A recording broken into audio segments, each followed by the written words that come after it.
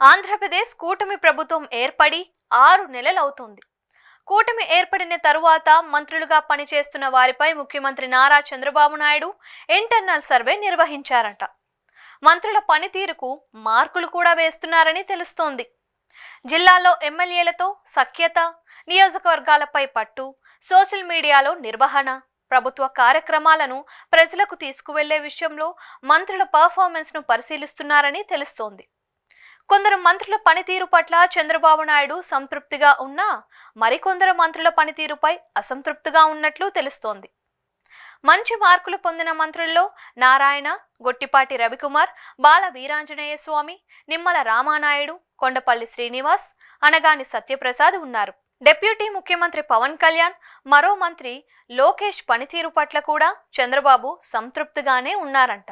అయితే మంత్రివర్గంలో మార్పులు చేర్పులు అన్న వార్తలు వస్తూ ఉండటంతో పనితీరు సరిగ్గా లేని 2 మంత్రులను తొలగించనున్నారు అనే సమాచారం.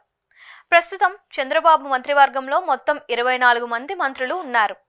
మరొకరికి మాత్రమే మంత్రివర్గంలో చోటు కల్పించే అవకాశం ఉంది. ఈ స్థానాన్ని నాగబాబుతో భర్తీ చేయనున్నారు. త్వరలోనే నాగబాబు చేత మంత్రిగా ప్రమాణం చేయిస్తారంట. అయితే నాగబాబు ప్రమాణంతో పాటు ఏపీ టీడీపీ అధ్యక్షుడు పల్లా శ్రీనివాసరావుకు కూడా మంత్రి పదవి ఇస్తారని సమాచారం. ఇప్పటికే ఒకరిద్దరు మంత్రులను సీఎం చంద్రబాబు హెచ్చరించినా ప్రయోజనం లేకపోవడంతో వేటు తప్పకపోవచ్చు అనే టాక్ వినిపిస్తోంది. అయితే వీరి స్థానంలో కొత్త వారికి అవకాశం ఇచ్చే ఆలోచన సైతం చేస్తున్నారని చెబుతున్నారు. సోషల్ మీడియాను సరిగ్గా ఉపయోగించుకోకపోవటం, నియోజకవర్గాల్లో అతి జోక్యం, ఎమ్మెల్యేలతో సఖ్యత లేకపోవడంతో 2 లేదా 3 మంత్రులను తొలగించనున్నట్లు తెలుస్తోంది. ప్రస్తుతం చంద్రబాబు మంత్రివర్గంలో ఉన్న ఉమ్మడి తూర్పు గోదావరి జిల్లాకు చెందిన రామచంద్రాపురం ఎమ్మెల్యే వాసంశెట్టి సుభాష్ పై వేటు పడే అవకాశం ఉందని తెలుస్తోంది. పట్టుబట్టి మంత్రివర్గంలో చేర్చుకున్నా అతని పనితీరుపై సీఎం చంద్రబాబు సంతృప్తిగా లేరని తెలుస్తోంది. పార్టీ సభ్యత్వ నమోదు విషయంలో ఆశించిన స్థాయిలో పనిచేయలేదని ఆయనపై సీఎం చంద్రబాబు నాయుడు గుర్రుగా ఉన్నట్లు తెలుస్తోంది.